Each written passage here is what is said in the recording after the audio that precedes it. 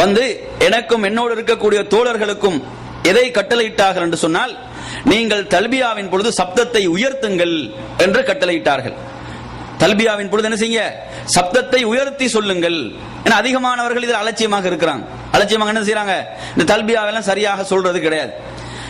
என் அருமை சகோதரர், கொஞ்சம் சிந்தனை செய்து பாருங்கள். அல்லாஹு தஆலா தனது மலக்கை, அந்த வஹையை கொண்டு வரக்கூடிய மலக்கை அனுப்பி என்ன சொல்கிறான், தல்பியாவில் நீங்கள் சப்தத்தை உயர்த்துங்கள் என்று சொல்கின்ற அளவுக்கு இது முக்கியத்துவம் பெறக்கூடியதாக இருக்கிறது.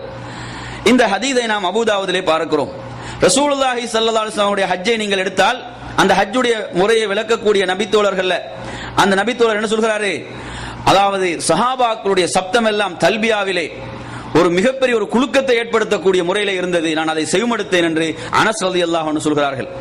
அப்படி அந்த தல்பியாவை அவர்கள் சப்தமிட்டு சொன்னார்கள் என்ற செய்தி புகாரியிலே இடம்பெறுகிறது.